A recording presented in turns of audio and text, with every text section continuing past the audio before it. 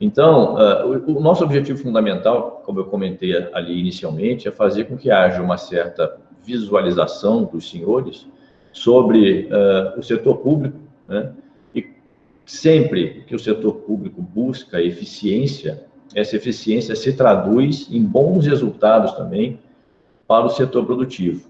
Então, eu vou tentar caracterizar isso e de que forma que o Estado melhor organizado pode gerar também mais resultados, e gera, com certeza, ao setor produtivo. Pelo menos é uma interferência menor e, gradativamente, é uma redução do processo burocrático. Estou aqui acompanhando, que eu trouxe um roteiro aqui no meu notebook também. Pontos de vista importantes sobre estratégias de gestão do setor público, quer dizer, eu quero caracterizar de que forma que um gestor público pode realizar, porque parece que a moda no país, e isso já vem de muito tempo, é o fato de que o setor público é dotado de uma condição inercial muito grande e que muitas coisas não se resolvem no setor público, que eu acho que, em parte, é verdadeiro, mas, em parte, também é em função das atitudes de quem está no comando da administração pública, seja nos diferentes níveis, né, independente dos poderes onde esse servidor público exerce o seu papel.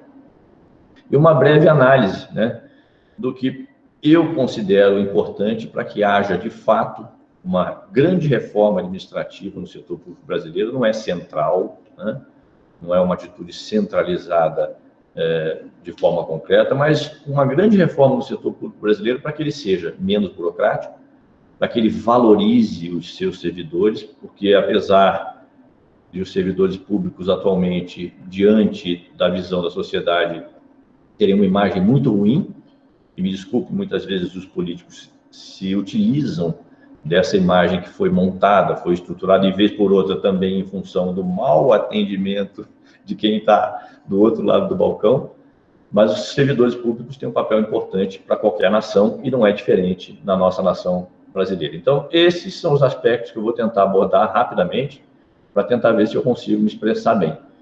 E tratando de uma questão que é uma reforma, qualquer reforma que tem uma interferência muito grande na vida das pessoas, ela tem que ser projetada para pelo menos 20 anos. E a reforma administrativa que se pretende, eu não conheço o teor dessa reforma administrativa, mas a minha experiência com mini-reformas que o Estado vem fazendo em função, talvez, de uma percepção de falta de caixa, acabam tendo um impacto significativo na eficiência das instituições. E se tem impacto significativo na eficiência das instituições, tem impacto no dia a dia da sociedade. Bom, o primeiro ponto que eu queria caracterizar de fato, né, é qual é a fundamental importância do serviço público no país. Se nós considerarmos que algumas das atribuições que hoje são exercidas pelo setor público, né, elas têm uma origem secular e têm uma origem num processo também de colonização que levou a essa estrutura burocrática, que um carimbo vale mais do que uma assinatura, e uma assinatura sem carimbo não faz com que as coisas tenham fluxo no dia a dia no setor público. Esse setor público ele foi gradativamente sendo descaracterizado, ele foi gradativamente tendo um aumento muito grande das suas atribuições dotadas ou ditadas, melhor dizendo, por questões que envolvem normativas. Muitas vezes as normativas são absurdas e ninguém para um pouco para tentar analisá-las e ver de que forma que elas podem ser alteradas, essas normativas, porque elas, de fato, têm interferência na vida de todos. E quando nós percebemos a grande interferência que tem no setor privado, nas empresas, no dia a dia, no operacional, é uma coisa absurda, né? O cidadão, hoje, para ter uma empresa, ou para ter um negócio próprio, ou para ser administrador público, ele tem um arcabouço legal tão grande que é impossível que ele exerça as suas funções, e exercendo as suas funções é impossível que ele não cause algum impacto na sociedade, porque é quase impossível você conhecer tantas normativas e tantas regras que são estabelecidas, e muitas delas, não revistas ao longo do tempo, elas causam um grande transtorno, principalmente agora, nessa era em que nós estamos interagindo, nessa interlocução pontual, né?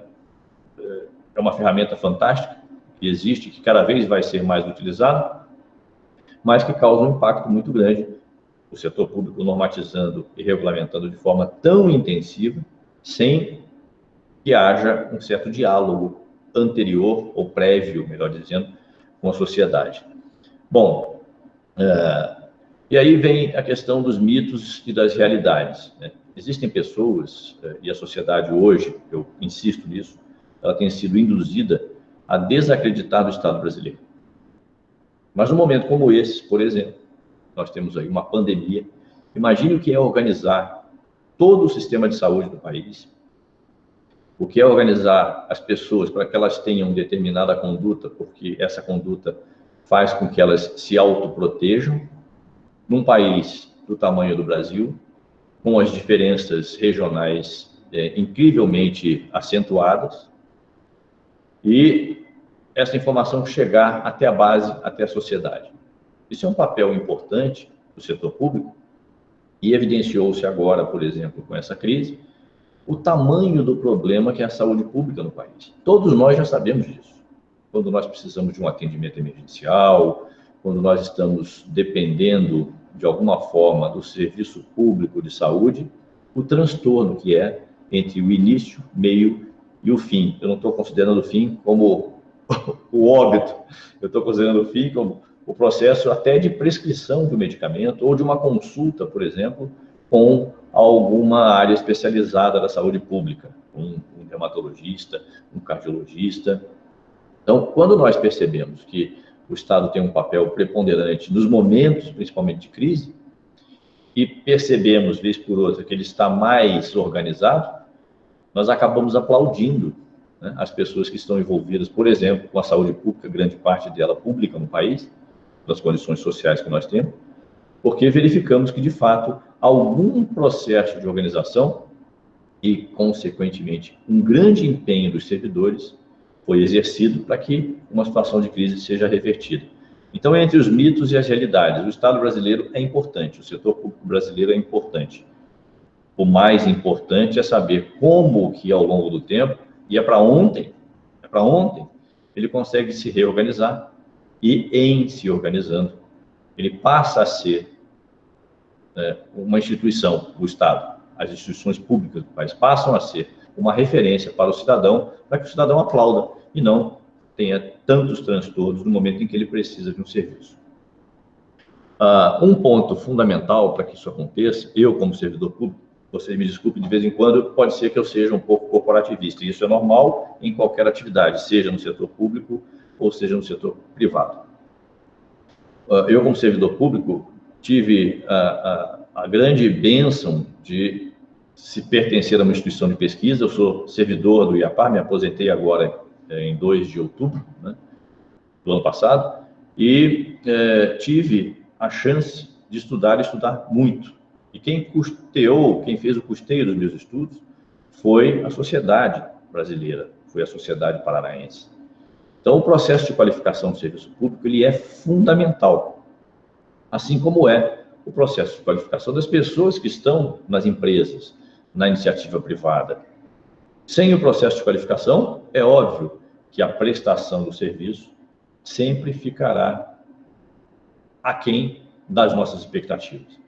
Então, todo o processo que se fundamente em reorganizar o Estado para que haja uma melhor condição de acesso da sociedade e uma melhor avaliação do serviço que foi prestado pelo Estado, ele requer um processo contínuo de qualificação dos seus servidores. Perfeito? E isso não acontece em grande parte das instituições. A qualificação sempre fica de lado, porque o dia a dia ele é muito atribulado. Então, as pessoas acabam esquecendo de que, com o avanço tecnológico, com os novos processos, com as mudanças da percepção da sociedade sobre o que é o bom atendimento, os servidores passam a não ser qualificados. Então, uma grande coisa importante para que o Estado tenha mais eficiência, que seja, de fato, reconhecido pela sociedade, é a boa qualificação contínua dos seus servidores. E com isso, é lógico, de uma maior atenção àquilo que é, de fato, caracterizado como setor público.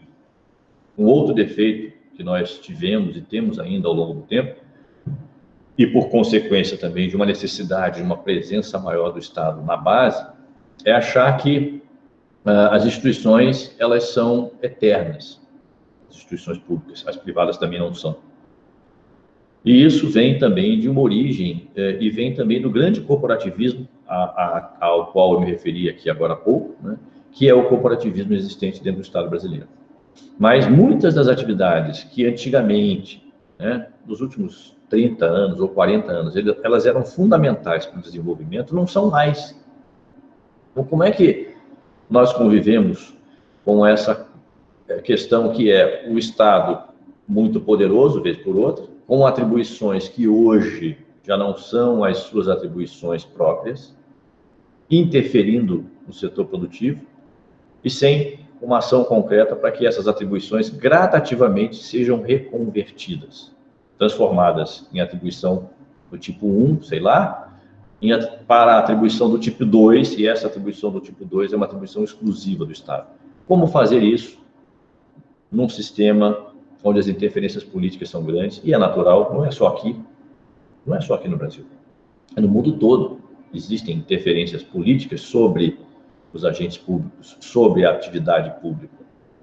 Como fazer isso num ambiente onde o corporativismo é muito arraigado, ele está ainda muito enraizado no pensamento das pessoas como um todo.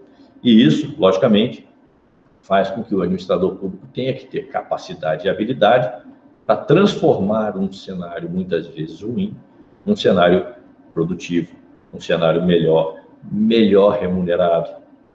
Isso é importante, que grande parte das remunerações que existem no setor público são muito baixas, ao contrário do que se imagina. Como é que você remunera mal uma pessoa que tem que atender bem a terceiros? É lógico, eu sempre comento também, e com muita contundência, às vezes excessiva, que ninguém é obrigado a ser servidor público. A pessoa fez uma opção quando prestou um concurso público e passou a ser servidor público. Ela já sabia que as condições, muitas vezes, não são as melhores. Mas, então, se a pessoa não está satisfeita, ela tem que buscar um outro meio para satisfazer as suas qualificações profissionais. Pode ser uma pessoa de extrema qualificação e que encontre um espaço melhor na iniciativa privada. Então, tudo isso está envolvido, todo esse processo, esse emaranhado, né, de situações, está envolvido com qualquer tipo de mudança que se faça nas instituições, né? Então, se nós começarmos a separar aquilo que de fato é exclusividade hoje, pode não ser amanhã, o setor público, daquilo que pode ser colocado para fora com critério, com inteligência, né? Não é com uma caneta de um decreto. Eu costumava brincar, né? Costumo brincar que às vezes as portarias que são emitidas, né, são chamadas de porcarias e as resoluções são chamadas de revoluções. E por que essa brincadeira que eu sempre fiz nesse aspecto? Porque às vezes uma portaria ela sai tão complexa e ela tem uma interferência tão grande na vida de todos que ela tem que ser refeita. Então, por que não fazê-la, não elaborá-la com um pouco mais de condição para que as pessoas consigam cumpri-la? Ou, em havendo total restrição no cumprimento, ela passa a ser uma normativa, uma portaria, uma resolução inócua. Na área do trânsito, por exemplo, essa é uma coisa terrível, né? Eu costumo chamar também de dança de quadrilha. Olha a cobra, é mentira. Olha a chuva, é mentira. Por quê? Por exemplo, as normativas que saem, às vezes, do Conselho Nacional de Trânsito, que é o órgão máximo de trânsito do país, elas são inexequíveis. Elas não podem ser assumidas pela sociedade. É o caso, por exemplo, do famoso kit de primeiros socorros. Esse é um item.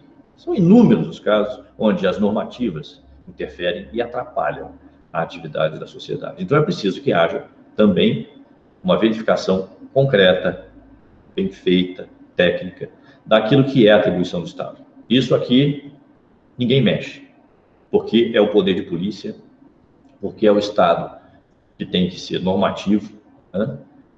E no que não é, é preciso que haja uma conduta para terceirizar muitas atividades que hoje não são terceirizadas e que não trazem qualquer tipo de risco ao cidadão com relação aos seus, por exemplo, aos seus dados pessoais. Então, isso tem que ser uma iniciativa de quem administra as instituições. Isso tem que ser feito com critério. E os legisladores, as câmaras de vereadores, as assembleias legislativas, a Câmara de Deputados, o Senado Federal, eles têm que ter uma sintonia muito grande com a sociedade. Isso acaba acontecendo, muitas vezes, por impulso, por indução ou por revolta da sociedade que não admite determinadas condutas de quem, por exemplo, elabora o arcabouço legal que o país tem. Então, é preciso que haja também uma mudança de comportamento em quem exerce mandato, em quem exerce função ou cargo público, para que haja uma interlocução maior com a sociedade, né? Marcos, pois não. Com licença, vou fazer uma interação aí, se me permitido, joia? Claro, pois não. Dentro desse, você citou aí a formação continuada e principalmente a importância da continuidade da pessoa continuar se especializando, né? Seja um ensino médio, seja uma faculdade, uma especialização, lato sensu ou stricto sensu, ou MBA internacional, enfim. Ou até mesmo cursos de idiomas ou cursos de curta duração, extensão universitária, dentre outras coisas. O que você poderia passar para os nossos colegas aí dessa importância dessa formação, visto, por exemplo, que nós aqui da ISIC reparamos muitas pessoas que antes estavam em cargos públicos, né, desde ex-políticos, gestores aí da parte de municípios, procurando as salas de aula de MBAs aqui da ISIC, certo? Até com um sentimento de carência na formação, não só do antigo papel, porque papel já não consta mais nada para o empregador. O que consta é saber fazer, na verdade, não é mesmo? Então, na tua opinião, qual que é a importância desse aperfeiçoamento numa administração participativa, certo? Que a gente vive aí, por exemplo, no setor público. Bom, eu posso, de novo, caracterizar as experiências que eu tive quando eu assumi cargos ou funções públicas, que eu insisto, todas elas são de extrema importância. Quem ocupa a função pública tem que saber, obviamente, dar importância àquele cargo e fazer daquele cargo um meio pelo qual as pessoas tenham mais facilidades e mais trânsito, a sociedade mais trânsito com quem administra. E o processo de qualificação contínua sempre foi uma tônica na minha vida. Eu comentei, eu fiz o meu mestrado, fiz o meu doutorado, isso tudo foi custeado pelo Estado brasileiro, pelos cidadãos que pagaram a minha conta. Eu também contribuo, né, com o imposto. Mas o que eu quero dizer é que isso, para mim, foi fundamental para que eu pudesse exercer as minhas atividades públicas com uma margem de erro menor, porque todos erram. E, fundamentalmente, eu volto a insistir, quando existem normativas, que você, sem ter a menor intenção de transgredi-las, você transgride. Equívocos de processo, ou uma assessoria jurídica que não funcionou, uma coordenação que não deu certo. Por aí, isso é normal no setor público, né? Agora, o processo de qualificação contínua, ele tem que estar atrelado à evolução daquilo que o Estado quer para atender ao cidadão. E quando isso acontece, né, o reflexo está na iniciativa privada, o reflexo está nas pessoas. Eu fui diretor-geral do Detran de 2011 a 2018. Foram 7 anos e 3 meses de atuação no Detran do Paraná. Ao longo desse período, nós tivemos o maior projeto de educação para o trânsito da história do Detran, um dos maiores, se não o maior do país. Muito maior do que aquilo que o Departamento Nacional de Trânsito, que é o DENATRAN, que está no governo federal, faz ao longo do tempo. Nós tivemos o maior projeto de qualificação contínua dos servidores, e isso custeado pelo órgão. Porque quando o órgão tem a intenção de qualificar os seus servidores, ele tem que saber como e no que. Se a pessoa estiver disposta em fazer aquilo que o Estado determina, ela vai e faz. E o Estado a atribuição efetiva para essa pessoa. Foi o maior projeto de mérito que, pelo menos, eu tive conhecimento, que eu fui presidente da Associação Nacional dos Detrans também, que reunia todos os Detrans do país. O maior projeto de mérito e o único que ocorreu foi aqui no estado do Paraná. As pessoas que tinham qualificação, tinham seu currículo, independente de terem sido custeadas ou não pelo Estado, nós criamos por lei funções comissionadas de confiança, que eu poderia ter nomeado esses servidores, e eles prestaram um processo seletivo interno, são funções gratificadas gerenciais, para serem chefes de divisão, chefes de setor e supervisores.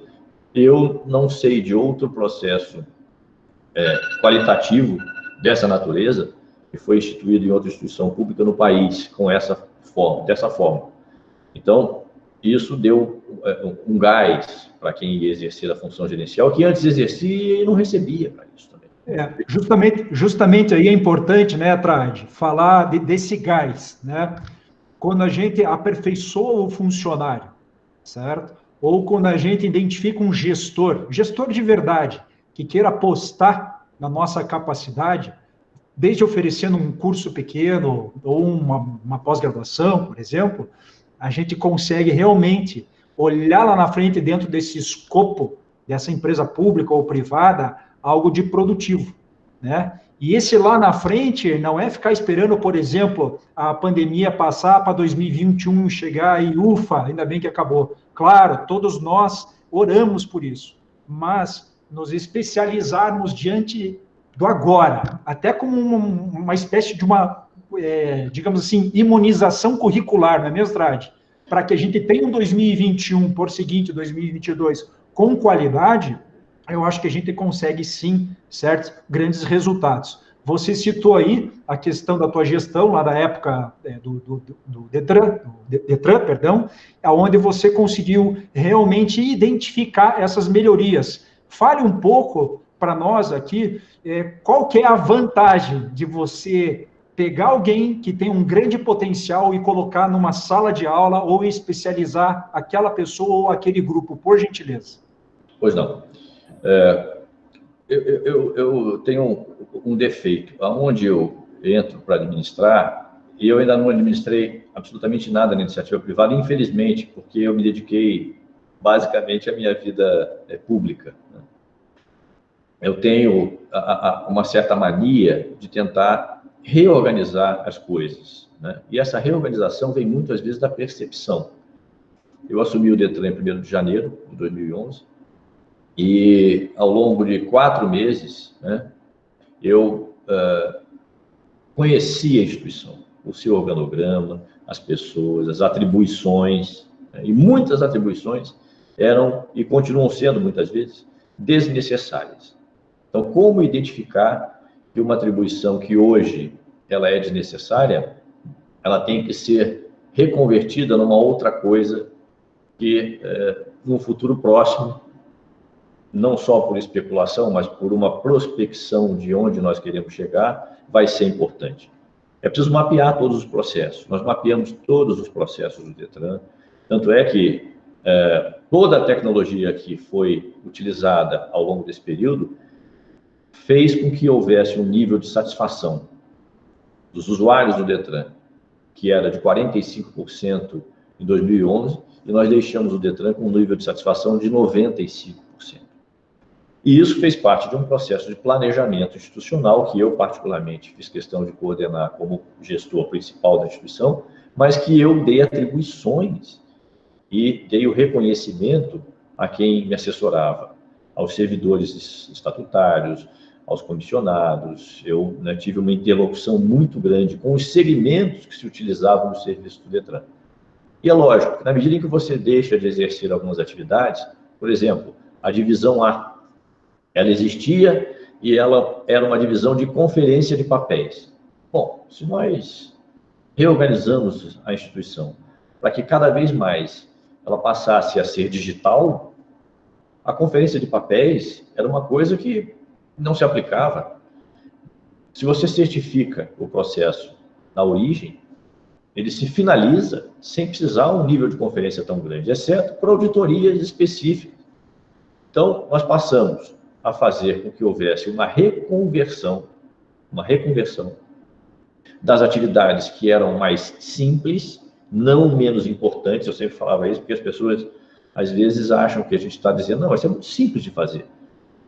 Não é simples, mas não deixa de ser importante, porque às vezes tem que ter habilidade para fazer. Então, uma reconversão de atividades mais simples em atividades mais complexas. O que eu chamava de atividade simples? Um atendimento público é uma atividade relativamente simples. No Detran não é tanto, porque depende de conhecimento sobre o sistema, sobre o processo, aonde ele vai, para onde encaminhar. Então, tem um fluxo que tem que ser conhecido, né? E nós passamos a qualificar os funcionários para outras atividades mais complexas. Eu formei o maior número de fiscais, de supostos auditores, que faziam as verificações nos nossos parceiros, autoescolas, clínicas de avaliação médica psicológica, despachantes, fábrica de placas, por aí vai. É um universo bem grande. Para que eles passassem a verificar problemas lá na origem e tentassem corrigir problemas sem muita contundência, exceto se fossem desvios de conduta, porque isso também acontece. Mas desvios de conduta era o mínimo, praticamente não havia, porque a gente às vezes acha, nossa, tem problema. Não tinha muito problema. Era a forma, a abordagem que era diferenciada. Então, nós formamos pessoas qualificadas para isso, em massa. Com certeza. Deixei 177 cursos de graduação encaminhados. Então, isso fez parte, de um processo de reconversão. As pessoas passaram a se debruçar sobre o que é mais complexo, tendo formação e qualificação mais específica. Com certeza, Trad. E também é sempre bom pensar assim, quando você aperfeiçoa um funcionário teu, seja do setor público ou privado, ou melhor dizendo, dos 3 setores, o primeiro, segundo ou terceiro setor da economia, você está aperfeiçoando um cidadão para o mundo. Moral da história, você ajuda ele não somente a desenvolver a tua empresa com aperfeiçoamento, mas quando ele sai da tua empresa, ele vai ter condição de contribuir como uma engrenagem para o todo que ele vier a trabalhar futuramente. Não é verdade? Exatamente. Antes de eu abrir algumas perguntas do chat aqui, eu queria que você só falasse, Marcos, que você é meio moita, né? A gente sabe.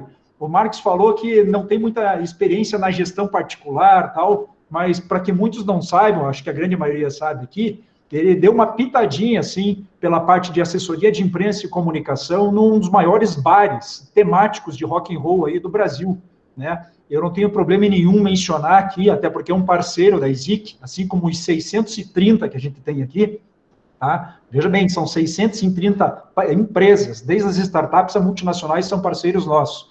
Ele foi comunicador social do Torque Enroll. Eu queria que você falasse, Trad, o que você falou lá no Happy Business, do final do ano, lá para os alunos, quais são os desafios das novas empresas, sob tua visão, e para quem queira se reinventar, por exemplo, nessa pandemia, quais são os desafios? Bom, basicamente, a pandemia, eu espero que ela seja passageira e numa velocidade mais rápida do que todos têm a expectativa de que ela seja, perfeito? Os desafios para quem atua nessa área, nesse ramo de negócio, nesse nicho de negócio, que é a noite, é um desafio imenso. Eu já vou responder aqui uma pergunta do Luiz Mota, que me fez aqui, e eu já volto à pergunta dele para responder. É um desafio imenso, porque a concorrência é muito grande. Ou você tem alguma coisa que é o diferencial, quando oferece, e esse diferencial, quando ele é oferecido para o cliente, né, para aquele que tem a vontade de frequentar aquele ambiente, esse diferencial ele tem que ser um diferencial duradouro, então tem que ter uma dinâmica muito grande. Eu fiquei 4 meses lá na assessoria de comunicação, eu não sei se eu fiz um trabalho bom ou não, mas é que eu tenho uma relação também boa com o pessoal da imprensa, sempre, né, tive um trânsito muito grande com a imprensa local aqui. Então, o desafio de fazer acontecer, né, nessa expectativa de que o cliente tem um papel preponderante na avaliação do processo, eu acho que é o maior desafio de qualquer empresário para qualquer segmento, e principalmente no setor da noite, é aquilo que o público quer, né? Eu sou músico amador, toco blues e tal, e vez por outra eu não gosto de determinado tipo de música, mas as pessoas gostam. Então eu tenho que entender que uma vez que aquele tipo de música foi oferecido, é porque o público se sente bem com ele. E isso é preciso que o empresário também acredite. A minha filha, a Renata está aí também nos assistindo aí, ela tem a pizzaria lá no Torque, né? E a pizzaria ela foi se modelando, modelando. Eu acho que hoje é um caso de sucesso, né? Apesar do Torque estar fechado, o bar está fechado, daqui a pouco, se Deus quiser, ele vai ser aberto. Mas é um caso de sucesso, porque nós fomos atendendo aquilo que os clientes também foram identificando como o caminho para que o produto que ela faz, né, que ela produz, passasse a ser um atrativo também para frequentar o bar, né? Tem um setor de alimentação que é dissociado, entre aspas, do setor central de bebidas e do bar. Mas quem está na alimentação tem que fazer com que a pessoa tenha prazer em consumir aquilo que vai consumir naquele local, porque ela volta. Tinha gente que voltava para consumir a pizza lá da Renata, né? Então, o desafio é muito grande. E eu digo, eu não sou empresário, sou administrador público, mas eu acho que essa visão, né, principalmente quando você tem uma visão do setor público que é pesada, ela pode se aplicar bem, com mais liberdade, autonomia, no setor privado, sim. Eu não sei se eu me fiz entender ou não, mas eu tenho uma pergunta aqui que eu preciso responder, que é do Luiz Mota, vulgo Kiko. Luiz Mota, vulgo Kiko. O Kiko diz aqui, professor, na sua opinião, o Estado está inchado quanto ao número de servidores e, principalmente, muito comprometido em sua arrecadação com esses servidores? Eu acho que o Estado está pesado, não pelo fato de ter um grande número de servidores de forma bem distribuída, que é o que eu comentei aqui um pouco. Existem setores que precisam ser extintos no sentido de não exercerem mais aquela atividade que passou a não ser uma atividade exclusiva do Estado. E outros que têm carências importantes e que devem ser mais bem aparelhados. Esse balanço, né, do que deve permanecer e do que deve ser terceirizado, eu vou chamar de terceirizado porque o termo é terceirizado mesmo, né? E aqui é o fiel da balança. É preciso que haja uma identificação concreta disso, correto? E o Estado está inchado, como bem comentou o Kiko, Luiz Mota, e a folha de pagamentos tem um peso significativo, porque ao longo do tempo, né, um trabalho efetivo de nivelamento e de reorganização do pagamento desses servidores não foi feito. E isso faz com que cada vez mais tenha que se arrecadar mais do cidadão para custear a máquina pública. E isso é um processo que tem que ser revisto com muita calma e não pode ser imediato. E tem que ser um pacto, né, um pacto firmado entre sociedade e entenda-se, desculpe, quem quiser entender, que entenda, sociedade como a sua representação política no Congresso Nacional, como a sua representação política na Assembleia Legislativa, como a sua representação política na Câmara de Vereadores. Se nós elegemos mal, a culpa é nossa. Mas quem vai legislar e aprovar essas medidas e tem que ter competência para analisá-las de forma não apaixonada, não comprometida com o corporativismo, são aqueles que nós elegemos. Então, é isso que eu entendo como o Estado sendo reformado para os próximos 20 anos e não numa situação imediata, fazendo com que haja uma avaliação concreta do que é eminentemente público e que deve ser público e bem remunerado sim, e o que é privado e que não necessita mais de uma atuação efetiva do Estado. Ao longo do tempo você vai reconvertendo. Agora não adianta, em 4 anos, ou deixar um legado para um intervalo de tempo pequeno, né? É preciso que haja um projeto concreto de nação para os próximos 20 anos. Né? E é nisso que eu acredito. E é nisso que eu acredito que pode ser o melhor caminho para que o Estado passe a ser aliado da sociedade e não um contraponto a qualquer coisa que vá se fazer no país, como a abertura de uma empresa, por exemplo. A outra coisa, eu acho que eu vou ter que concluir, vou ficar aqui à disposição das perguntas. A outra questão importante é que é muito simples, né? Que é o que você bem comentou aqui, Luiz. Bom, o caixa está baixo, eu faço um ajuste para a sociedade pagar a conta. Então, a farsa do Estado, a farsa que hoje existe no Estado brasileiro é atribuir mais tributação a quem produz e a nós, que somos assalariados. 42% praticamente do que eu recebo fica para o Estado. É o efeito Robin Hood, né? E quando você vai ver na ponta, fala, vem cá, o dinheiro que eu contribuo para a Previdência, imposto de renda, nos itens que eu consumo e que todos eles têm uma taxação efetiva de imposto, ISS, e por aí vai. O escopo tributário brasileiro também precisa de um processo de revisão, mas sério, e não eminentemente político. Para onde vai o dinheiro? Quando eu preciso de um serviço de assistência médica, eu pago por ele. Quando eu preciso de um serviço de segurança, eu acabo pagando por ele.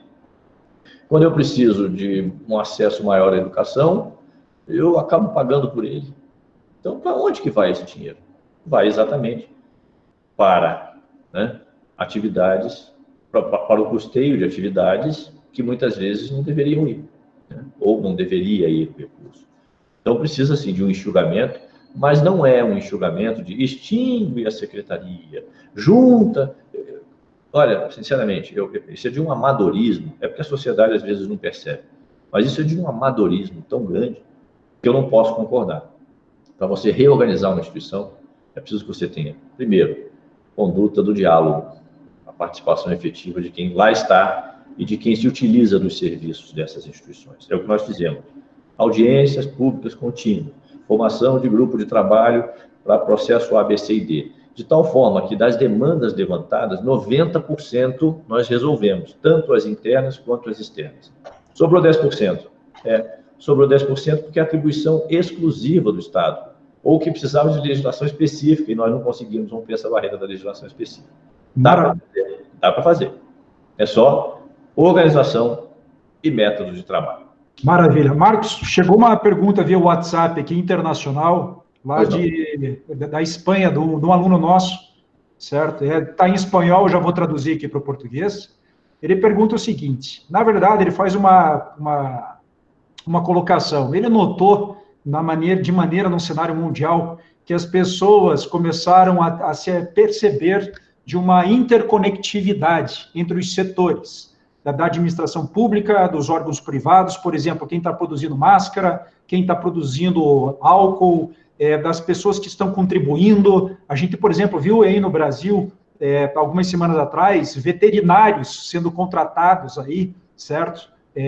A toque de caixa para ajudar na linha de frente, né? Então, essa percepção que ele teve, certo? O que a gente poderia trazer de ensinamento, até em nível acadêmico, certo? Para que a gente tenha um segundo semestre, um 2021 aí, mais produtivo. Não só para o lado pessoal, mas sim para o lado prático. Você que é empresário, você que está startando, né? O Brasil é um dos principais países do mundo que starta, só que ele arremete voo aí por falta de conhecimento. Então, diante desse conhecimento, dessa interconectividade, dessa multidisciplina que ele está se apercebendo e que a gente está tomando ciência disso também, o que a gente consegue colher de bom para o futuro? Pergunta aqui o Evandro. Eu penso que quem administra a coisa pública tem que ouvir a sociedade. É lógico que as suas atitudes não vão ser totalmente pautadas pelo que pensa a sociedade, porque existem questões de ordem interna e próprias do Estado brasileiro, do setor público, não vou falar nem do Estado brasileiro, do setor público, que são, de fato, questões que são atribuições que têm que ser exercidas daquela forma e, às vezes, não dá para mudar da forma como o cidadão imagina que deve. Mas o que eu acredito que não só para o ano seguinte, mas que nós temos que começar a analisar, nós como cidadãos, de fato, é a expectativa de que cada vez mais a sociedade está se abrindo, como está se abrindo, por exemplo, nas redes sociais. Eu não sou um cara muito frequentador das redes sociais, eu sou até meio avesso, fico meio preocupado, porque elas servem tanto para edificar coisas boas, muitas vezes, como para desqualificar pessoas, que nós estamos vendo coisas bárbaras aí no país, de desqualificação de pessoas.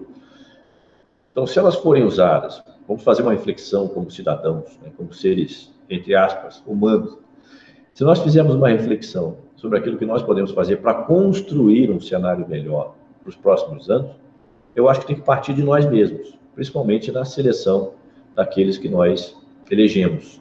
Isso é um passo importante. Tem melhorado, eu sei disso, a sociedade está mais atenta, a sociedade está vendo aonde as coisas estão se acumulando, aonde há maiores problemas, né? Mas, de forma efetiva, uma integração institucional no setor público não é fácil.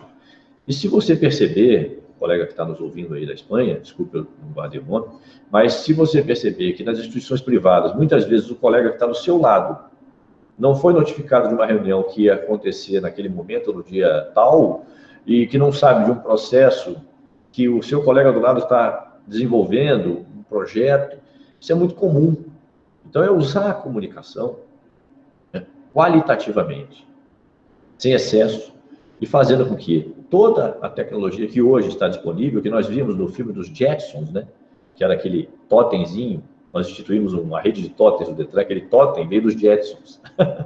E isso aqui também, né, possa ser usado, né, de forma mais dinâmica e com mais inteligência, entre aspas, com mais inteligência, né? As pessoas se utilizem disso para produzir mais, né, com menos desgaste. E a integração das instituições. A integração institucional é uma coisa importantíssima. Por que eu tenho que fazer 190 para a Polícia Militar, 191, 192, 193? Tem tecnologia hoje. Para que eu preciso guardar um papelzinho no bolso para saber para onde eu ligo no momento de emergência? Podia ser assim, ó, diz que é incêndio, ele retransmite para 2, ou para 10, ou para 10. Então, nós estamos ainda na Idade da Pedra, de alguma forma, em algumas coisas, estamos extremamente avançados em outras, e esse hiato que fica entre a Idade da Pedra e a alta tecnologia que tem que ser estreitado. Essa é a minha visão crítica sobre isso. Não sei se foi essa a pergunta. Tem outra pergunta aqui, se eu puder responder. Manda bala, Marcos Elias Tade, com você a palavra. Sandro, a estabilidade conferida aos servidores públicos interfere no rendimento profissional, no que diz respeito à qualidade dos serviços prestados à sociedade. Eu acho que interfere por conta de um fator importante. As instituições precisam ter processos de avaliação de desempenho contínuos e sérios. Nós instituímos. Eu sempre passei por processo de avaliação de desempenho que foi muito pouco contínuo. Eu deveria ter sido mais cobrado como servidor público, né? Apesar de que eu acho que eu tive uma produtividade razoável, mas, de repente, eu estou achando isso e as pessoas não acham. Então, se houver um processo contínuo de avaliação de desempenho, a estabilidade é muito importante. Eu vou dizer por quê. A estabilidade deixa de ser importante, quer dizer, ela é importante, me desculpe, porque muitas vezes a interferência política que eu falei, ela destrói uma carreira. Ela acaba com um determinado cidadão, uma vez que ele não tem estabilidade. Então, eu acho que a estabilidade é uma coisa ponderável, né? Ela não é uma estabilidade perpétua, e ela deixa de ser estabilidade no momento em que existe um processo de avaliação de desempenho sério. Deu certo? Deu. Não deu? Me desculpe, meu amigo, mas a avaliação mostra que não deu. Corrija. Seu tempo para corrigir é X, né? Nós fizemos isso quando eu estava no Detran, eu fiz isso. Quando eu estava na prefeitura, eu também participei de processo de avaliação de desempenho. Mas, vez por outra, ele não é muito sério, porque ele é muito massivo. E tem um esquema lá do compadrio, né? O sujeito é amigo, o outro que é... Isso tem que, devagarzinho, ir acabando. Eu deixei tudo isso encaminhado no Detran, fiz 2 ou 3 processos de avaliação de desempenho ao longo de 7 anos, mas eu percebi o compadrio. Só que quando a pessoa reclamava de fulano, A, B, C ou D, eu trazia a avaliação de desempenho e falava, você que avaliou. Então, na próxima avaliação, seja mais eficaz e cobre o servidor. Porque nós precisamos ser cobrados, isso é normal, né? Quem lidera, chefia é uma coisa, liderança é outra. Quem lidera os grupos tem que saber também como cobrar, porque hoje as pessoas também estão muito melindrosas em relação a tudo o que acontece. Então, tem que ter, obviamente, uma tratativa específica para esse processo de avaliação de desempenho. Por isso que eu acredito que se o Estado se reformular de forma eficaz, a avaliação de desempenho é ponto preponderante para dar ou não a estabilidade do servidor. E essa estabilidade relativa. Se isso acontecer, show de bola. Eu acho que as coisas deslancham no país. Adaptabilidade. Tem outra pergunta? Respondo? Acabou o nosso tempo. Pode ir lá. Temos tempo para mais 3 perguntas aí. Esse aqui é o Javier. Javier é o que perguntou, não foi?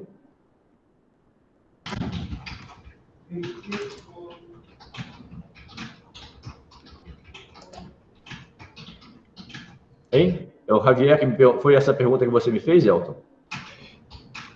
Essa que eu te fiz aí foi lá do pessoal da Espanha via WhatsApp, Marcos. O Javier Vara, é isso? Não. Não sei, mas se ele tiver aí com uma dúvida, aí pode matar. Adaptabilidade do setor privado em suprimento das carências não é mais que uma gestão ruim, uma previsão ruim, o isolamento dos informes mundiais, incluso... Na verdade, ele fez uma contribuição ali, Marcos. Acho que não é nenhum questionamento. Então, é uma contribuição aí com o ponto de vista... perante os altos tribunais. Não compete ao setor privado estar coordenando os suprimentos básicos de EPIs. Então, eles estão desvinculados da mesa de negociação. Entendi. Exatamente.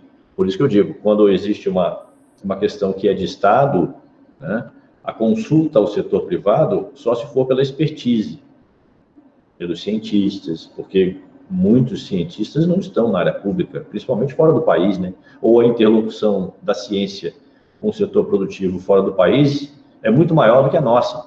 Eu acho que agora nós estamos começando a acordar para a necessidade de uma interlocução maior da academia, dos institutos de pesquisa e etc., né, com o setor privado. E essa é uma relação extremamente produtiva. Ela não é promíscua de forma alguma, como alguns até, de forma até um pouco mais radical, que seja, é uma questão de ponto de vista de cada um, atribui. Né? Eu acho que é uma relação altamente produtiva, se você souber se portar como agente público.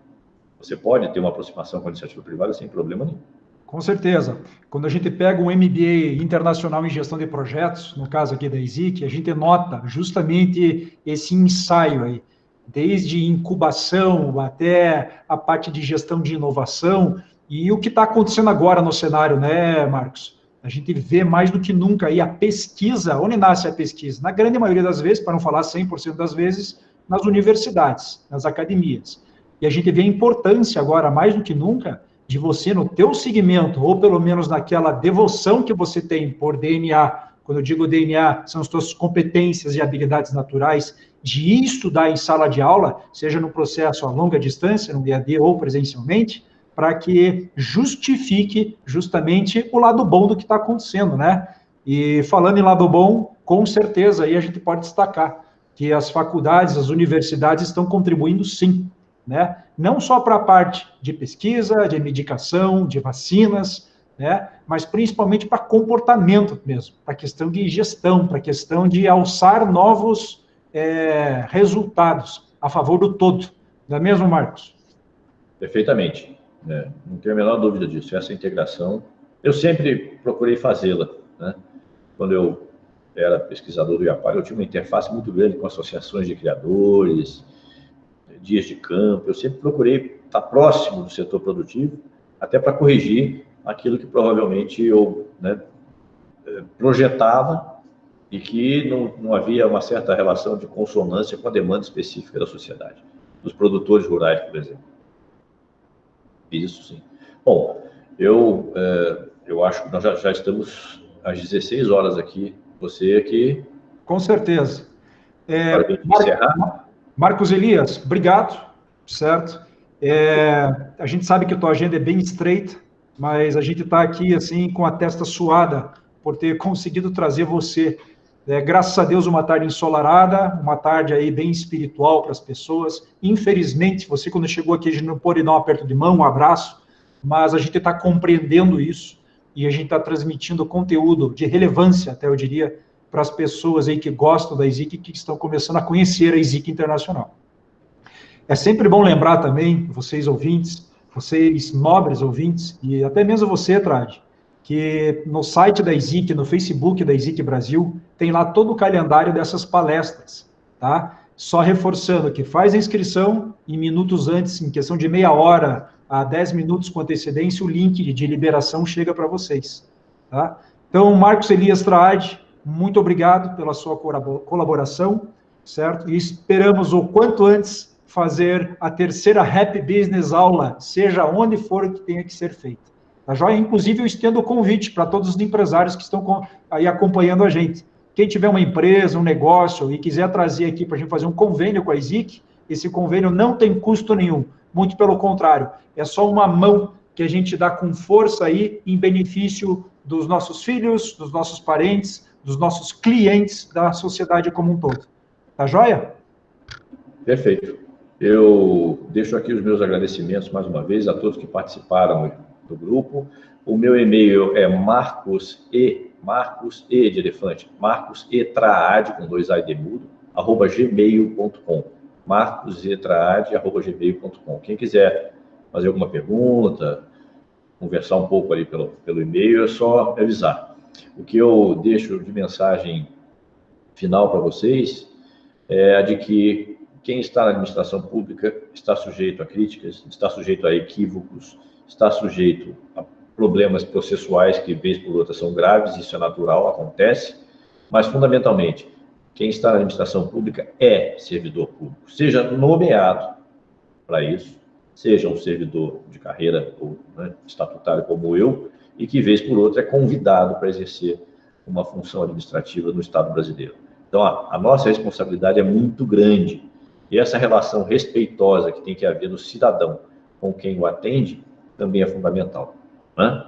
E eu acho que com isso a gente vai ganhar muito tempo. Eu tenho uma visão boa de uma reforma do Estado brasileiro, né, e eu espero que quem está à frente desse processo, municípios, os estados, o governo federal, possa fazer isso de forma efetiva, sem desqualificar as pessoas, porque a maioria dos servidores públicos prestam um bom serviço à nação, e que possa chegar num fim em que o Estado se enxugue, mas que haja efetivamente uma competência para fazer aquilo que o futuro determina que seja feito. Obrigado a todos vocês e eu fico à disposição. Tá, joia. O próximo Masterclass, pessoal, o enfoque é em neurociência, tá? Então, vocês estão convidados aí, dia 22/4 agora. Masterclass Neurociência e Integrativa para Mudanças Comportamentais. Olha só que legal. Você falou que nós não nos cumprimentamos, né? É porque eu vim de máscara, entrei pela janela e já consegui aqui o álcool em gel, né? Calma aí que eu também tenho a minha aqui. Parceiros inseparáveis. Também tenho a minha aqui. Obrigado aí, pessoal. Fica a mensagem aí de segurança para todo mundo. Aí é bom. Aí é melhor, hein? Roqueiro. Tchau, tchau. Falou.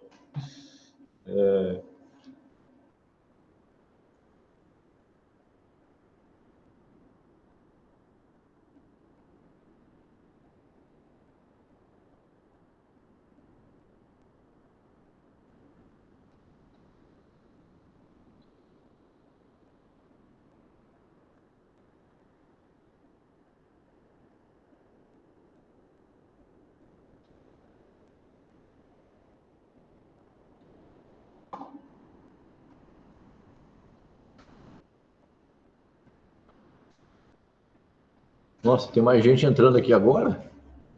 Ah, não, estão saindo, né? Estão saindo. Falta saindo, Marcos. Falta saindo, Marcos.